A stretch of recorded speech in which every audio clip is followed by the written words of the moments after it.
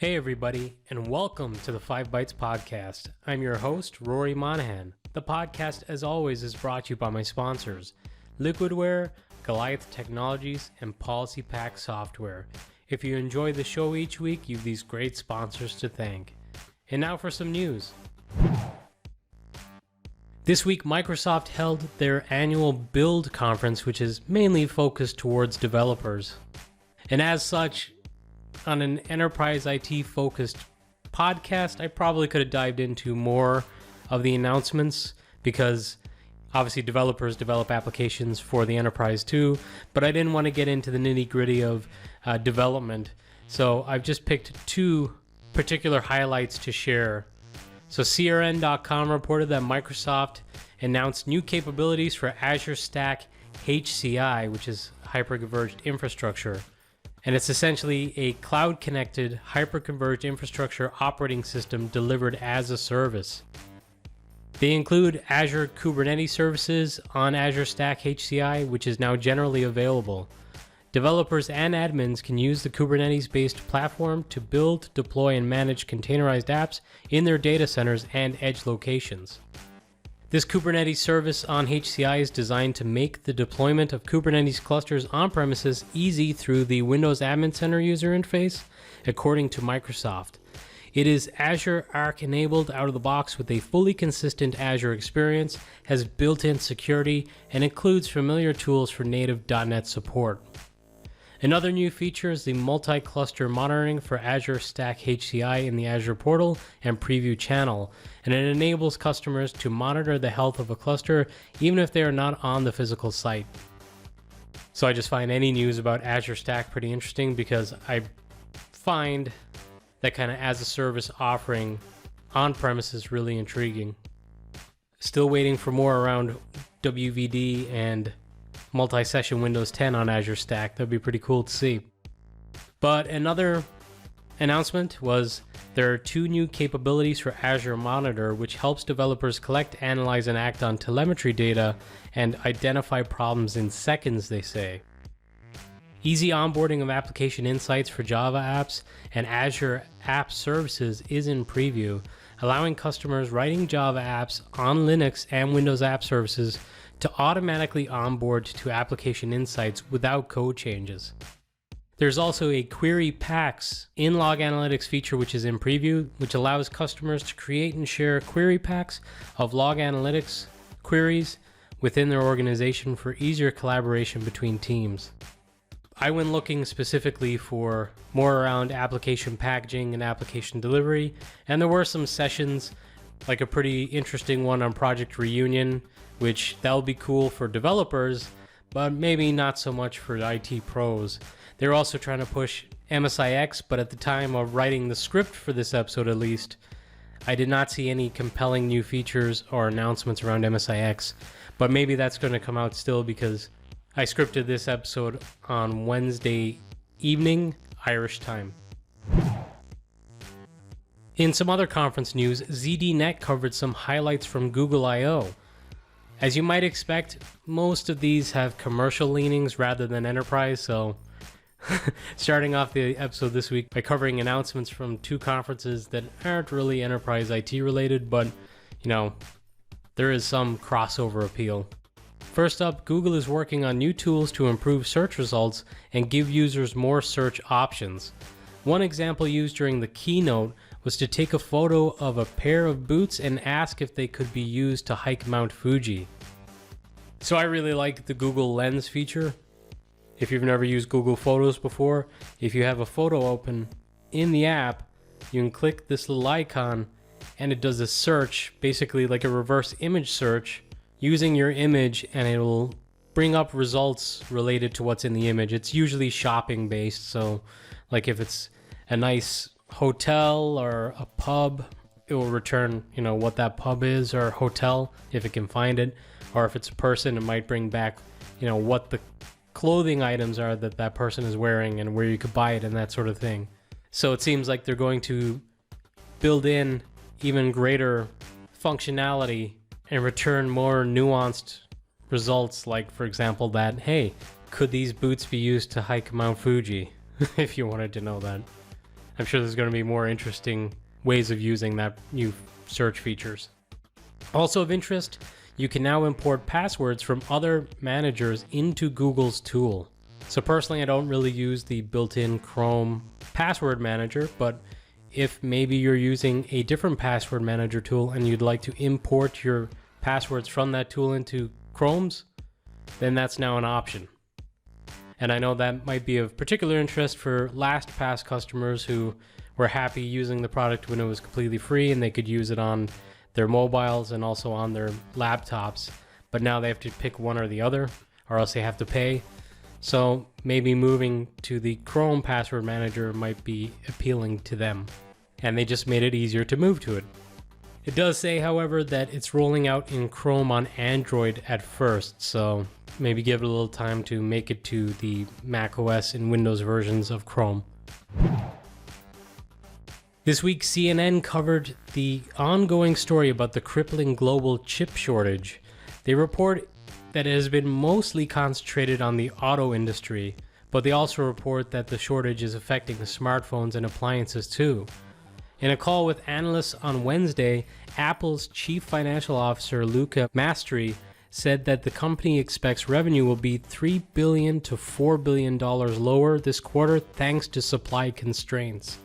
And this includes problems procuring chips, which are expected to affect the production of iPads and Macs. And I know that there was speculation that the new range of iPhones and MacBooks that are typically coming out around autumn may be affected by this too. Those buying new cars in the US are seeing about a 5% price bump, with speculation that a 1 to 3% price bump could be seen in smartphones. Intel have said that they're in talks with companies that design chips for car makers about manufacturing those chips within their own factories. If successful, Intel could be producing chips within 6 to 9 months. Unfortunately, at this moment in time, there's no end in sight for the chip shortage, and it's likely to roll at least through this year. BleepyComputer.com reports that a wormable vulnerability in the HTTP protocol stack of the Windows IIS server can also be used to attack unpatched Windows 10 and server systems, publicly exposing the Windows Remote Management service. As comedian Bill Burr says, "Oh Jesus." Although it's a very serious remote code execution vulnerability, the vulnerability only impacts versions 20.04 and 20H2 of Windows 10 and Windows Server. Also, unfortunately though, in my experience, a lot of companies are on 20.04. So, snakes and ladders, I guess. WinRM is also enabled on most Windows machines. Shodan shows over 2 million machines are currently exposed online with WinRM enabled. It's also used by many popular third-party tools that require remote execution in order to function. The good news is that this has been patched with the May Windows updates, so patch. I think I've said it before on the podcast, but if you're in one of those organizations that waits 1 month behind for your patching, it's really time to consider changing that and going with a more modern approach to patch management. vCenter server has another critical severity vulnerability, and it's got a rating of 9.8 out of 10.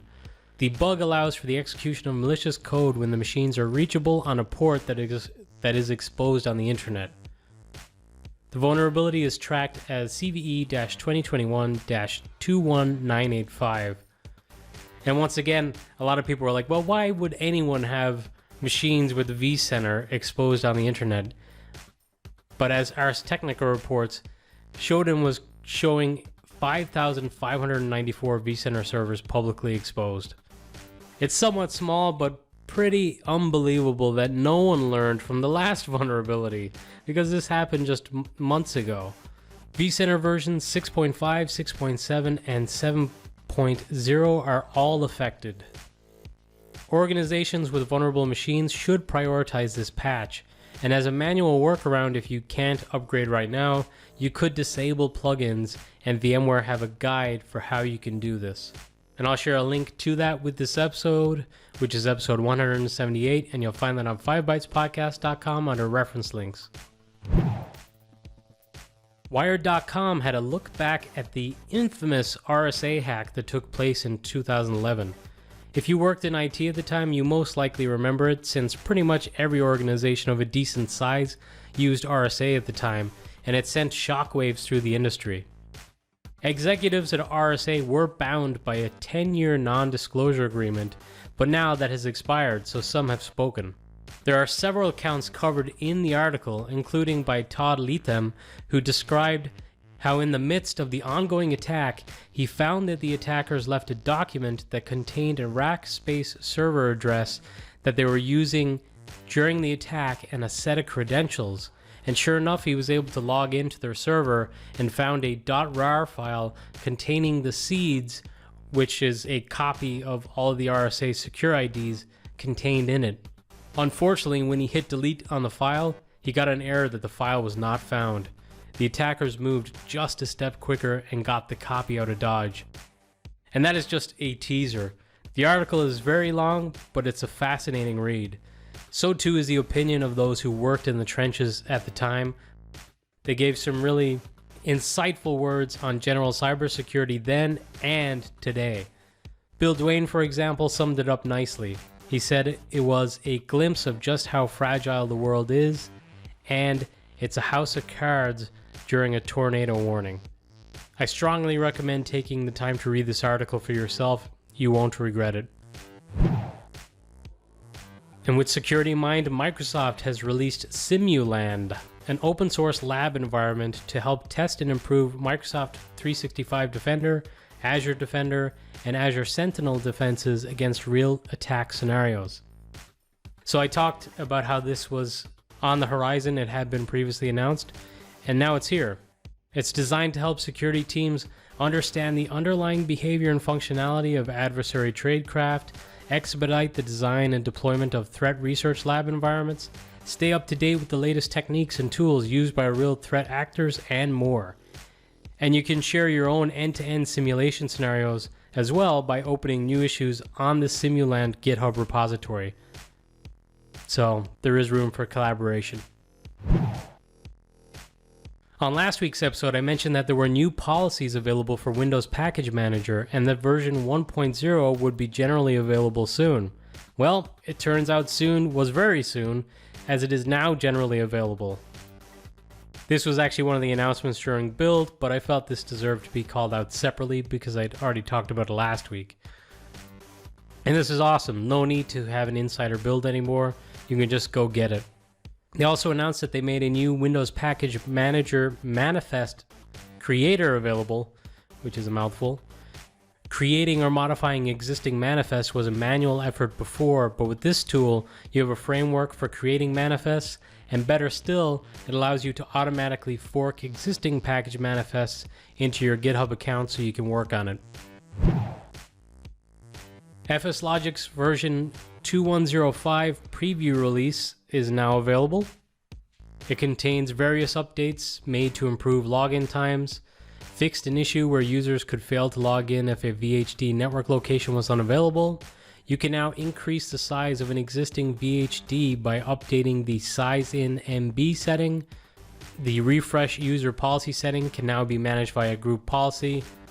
In the template, they resolved an issue causing FRX shell to not launch on non-English systems, fixed various issues that could crash the FSLogix service, and more. For a full list of fixes and enhancements with this version, check out techcommunity.microsoft.com for more. The Register reported that Chrome allowed an imposter Microsoft Authenticator extension into the fold.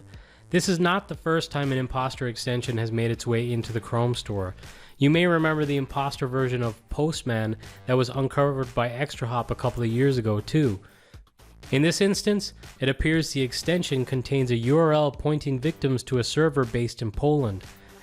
Microsoft have stated they have never had a Chrome extension for their Authenticator before, and Google at the time of this recording had declined to comment.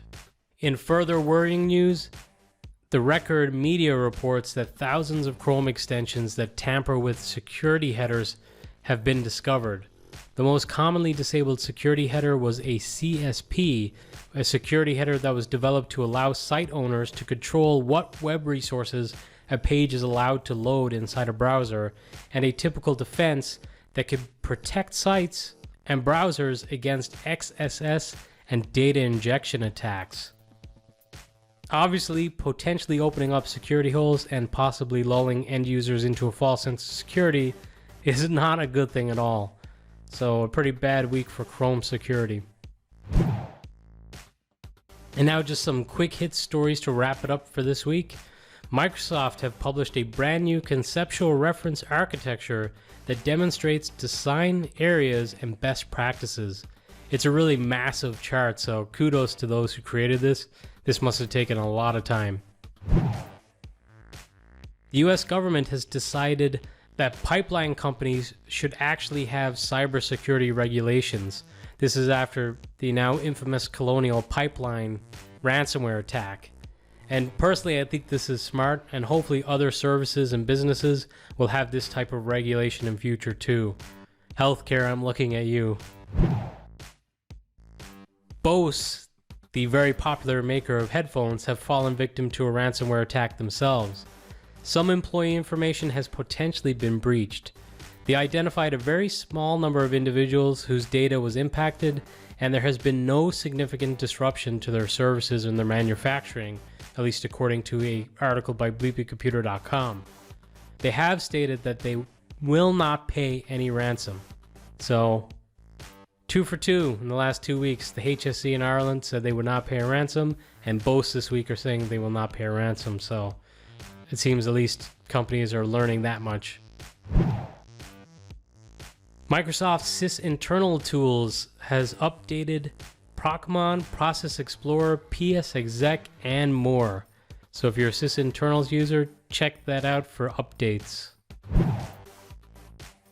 You can now use Group Room as a waiting room for before and after your Zoom, Microsoft Teams, Google Hangouts or Google Meet, SignalWire, WebEx, Amazon Chime, and GoToMeeting meetings. And it's very simple too. You just add a string onto the end of your meeting URL, and that puts that waiting room or lobby in place. So pretty cool stuff. And finally, a quick update on the soccer club that we sponsored this season. Galway United are currently sitting 6th in the table, just 1 point outside of the playoff spots, with the season being about a third complete. The player that we sponsor, Maurice Nugent, scored a late equalizer in last week's match against Cork City. I won't do updates weekly, but I figured it would be cool to have some updates on the podcast and have it as a retrospective that I can look back at. Also, Maurice is a defender, so goals may be few and far between, so there won't be too many to highlight, I expect. Who knows? Maybe after scoring one, they'll move him more into an attacking position. And now, a hot job. Greylog are looking for a cloud engineer based in either the United States or Germany who will be working remotely.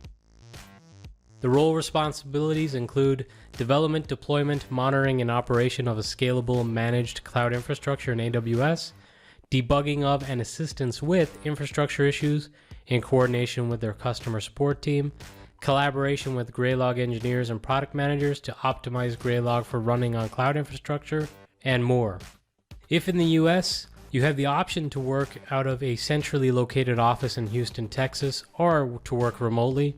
They boast flexible working hours, a management team with programming experience and a sense of reality.